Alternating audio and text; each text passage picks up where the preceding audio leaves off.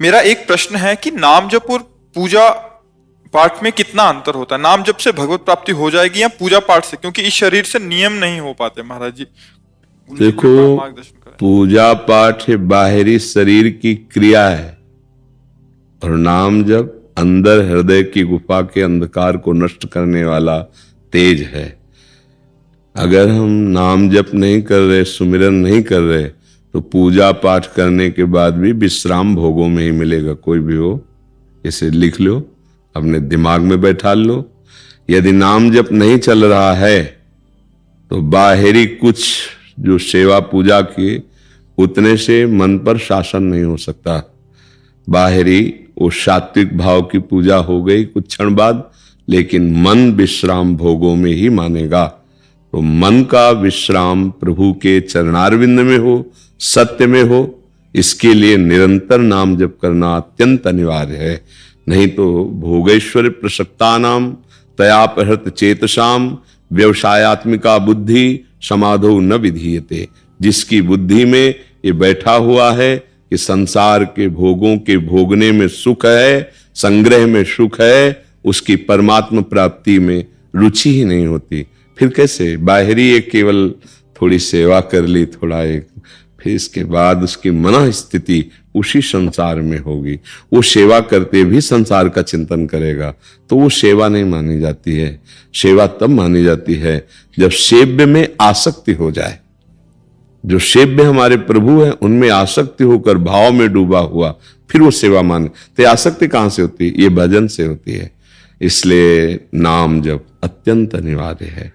ये नहीं चलेगा कि हम बाहर थोड़ा आरती पूजा कर दी तो हमारा उससे परम कल्याण हो जाएगा।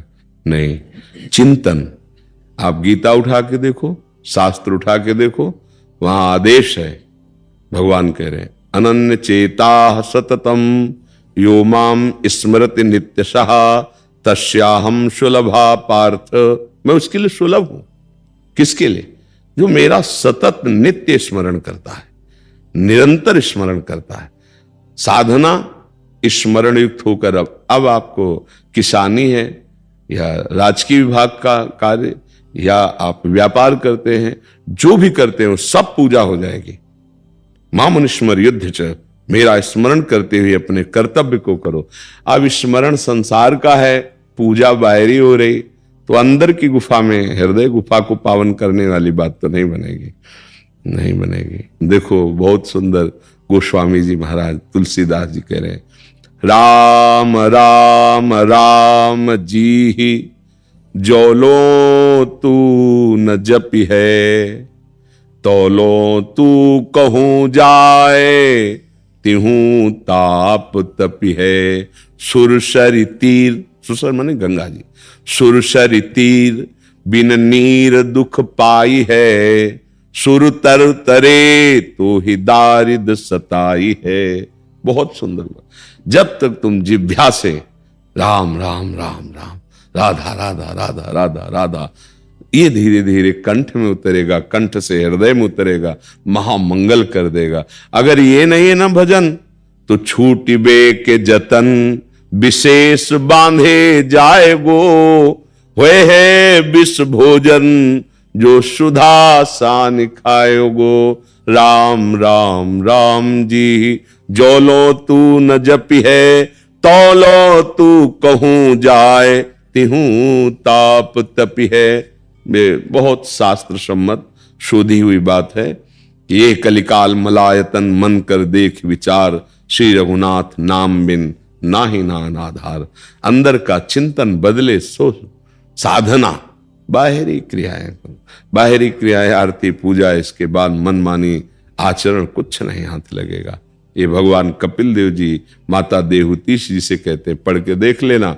जो मेरे अर्चा विग्रह के अच्छे अच्छे पदार्थों से पूजा करता है, पर बाहर राग द्वेष, और तो मैं सबके हृदय मंदिर में विराजमान हूं, फिर उसकी पूजा ऐसी हो गई जैसे राख में किया हुआ हवन।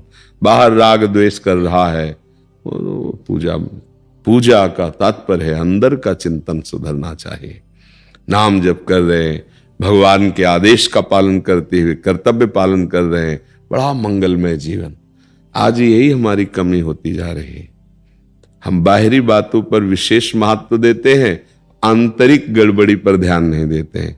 यहां की गड़बड़ी सुधर जाए तो बाहर महापुरुषों को देखा गया है, वो अपने कर्म में लगे हुए हैं, उस कर्म को इतना महामहिमाशाली कि आश्चर्य हुआ। बड़े बड़े योगियों को आश्चर्यचकित कर दिया कठौता के पानी ने। महामहिम पूज्य श्री जो रैदास जी महाराज थे, नाम जब चल रहा है, जो कर्म कर रहे हैं ना, वो महान पूजा होती चली जा रही। नाम जप का बहुत बड़ा चमत्कार देखा गया। यदि नाम जप नहीं, भजन नहीं है, तो बाहरी क्रियाएं, हमें लगता है अगर अंदर से आपका चिंतन ठीक नहीं हुआ तो बाहरी कुछ भी करें उससे कोई फर्क मन पर नहीं पड़ता। मन बहुत बलवान और बहुत चंचल और बहुत हठी स्वभाव का है। अगर उसके वश में हम सदैव बने रहे तो पापाचरण रुकेगा ही नहीं। और मन को वश में किए बिना कोई आध्यात्मिक हो ही नहीं सकता। तो मन को वश में करने के लिए, आध्यात्मिक पावर जागृत करने के लिए प्रभु का नाम है। गुरुदेव ने जो नाम दिया है, मंत्र दिया है, उसका सतत स्मरण, मंत्राकार वृत्ति, नामाकार वृत्ति, तब उसके अंदर वो पावर आता है जिस पावर से काम, क्रोध, लोभ, मोह, मद, मत्सर, मृत्यु सब पर विजय प्राप्त करके परमानंद में हो जाता है। पायो परम विश्राम, राम समान प्रभु नाहि कहो, जाकी कृपा लवलेश ते मतिमंद तुलसीदास हो, पायो परम विश्राम। परम विश्राम भगवत स्मरण। सेवा बहुत सुंदर है, पर साथ में नाम जप, नाम जप करते हुए, पद गुनगुनाते हुए हम ठाकुर सेवा करें। मन को चांस न दें, नहीं तो बाहरी सेवा करेगा और फिर भागता रहेगा विषयों में, उससे कोई लाभ नहीं मिलेगा। लाभ मिलता है आंतरिक चिंतन। तुम्हारा चिंतन कहां था, तभी लाभ मिलेगा। इसलिए बहुत सावधान।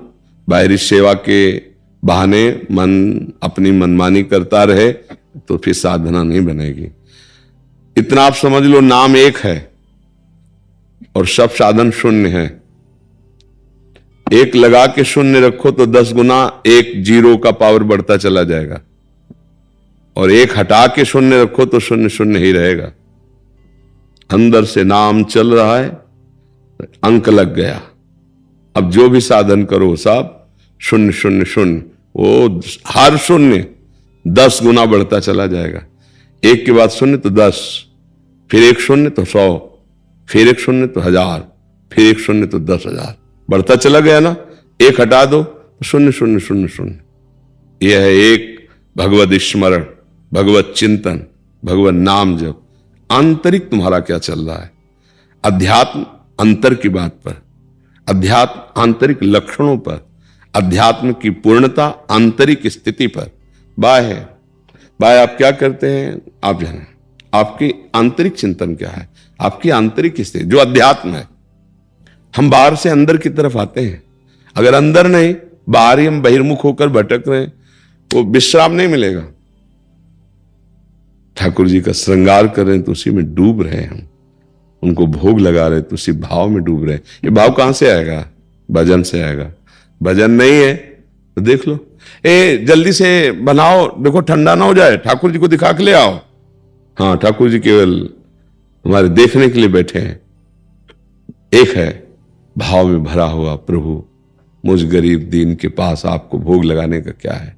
नाथ पंखा कर रहा है, बैठ के पवा रहा है, भाव में डूबा जा रहा है। भगवान पा रहे? भगवान क्या पाते हैं? भाव। थाल पूरी वैसे ही वापस आएगी। आपका जो भाव था वो भाव कहां मिलेगा? बाजार में थोड़ी है। वो भाव कहां आएगा? भजन से। भजन से भाव जागृत। जितना नाम जप करोगे उतनी आपके अंदर आध्यात्मिक ऊर्जा शक्ति बढ़ती चली जाएगी। जितनी आध्यात्मिक ऊर्जा शक्ति बढ़ेगी उतने विकार कम होते चले जाएंगे, और जितना निर्विकार हृदय होगा उतना ही भाव बनता जाएगा। और भाव ही भगवान को अधीन करता है। भाववश्य भगवान, ऐसा बोला गया है। भगवान भी कहते हैं भाव का भूखा हूं मैं, और भाव ही एक सार है, और भाव से मुझको भजे तो भाव से बेड़ा पार है। भाव बिन सुनी पुकारे मैं कभी सुनता नहीं, और भाव पे प्रेरित भाव, हर जगह भाव। ये भाव कहां मिलेगा? भला बताओ कहां मिलेगा? ये भजन से आता है। भाव पूरित टेर करती मुझे लाचार है। अगर हम भाव से पुकारे तो एक बार जिन नाम ली हित सो होय अति दीन, ताको संग न छाड़हि ध्रुव अपनो कर लीन। रोते हुए मानो हम अपने प्रभु को पुकार रहे, राधा राधा राधा, कृष्ण कृष्ण कृष्ण, राम राम राम राम। ये चिंतन, अंदर भी पवित्र, बाहर भी पवित्र। आनंद अगर आना, नाम जप करो। ये जीवन की सार बात कहते हैं। ऐसा नहीं कि हमारे पूजा अष्टयाम सेवा होती है, मतलब तुम कितनी पूजा करते हो या कोई कितनी पूजा करता है। यहाँ आठों पैर यहाँ होता है। अष्टयाम सेवा श्री जी की 8 पैर होती है। हाँ, पर हर साधक को खाली नहीं, चंदन घिस रहे हो तो अंदर से पद चिंतन करो, नाम चिंतन करो, मंत्र चिंतन करो। ये बाहरी क्रिया और ये अंदर वो चलाओ, दोनों साथ चले, आंतरिक और बाह्य साधन, तब आनंद की अनुभूति होगी। माया पर विजय प्राप्त करना कोई साधारण बात थोड़ी। नाम जप करो, असाधारण विचार आपके अंदर आने लगेंगे, तब माया पर विजय प्राप्त होती है, तब जीवन मुक्त होता है जीव। जी। परमात्मा की अनन्य कृपा पाने के लिए प्रातःकाल स्नान के बाद केवल एक बार 1 लोटा अथवा 1 अंजलि जल अर्पण के साथ समर्पण की इस प्रार्थना को जरूर करें। हे भगवान, हे जगदीश्वर, हे विधाता, अब इस जीवन नैया की पतवार आपको सौंप रहा हूँ, इसे अब आप ही संभालिए। इस प्रार्थना को अपने परिजनों और बच्चों से भी जरूर करवाएं, जिससे कि उनका जीवन परमात्मा के द्वारा आरक्षित, सुरक्षित और भटकाव रहित हो सके। फिर मिलेंगे किसी प्रेरणादायी वीडियो के साथ। प्रभु जी आप सभी को अपना निर्मल आश्रय प्रदान करें। सादर से हृदय प्रणाम।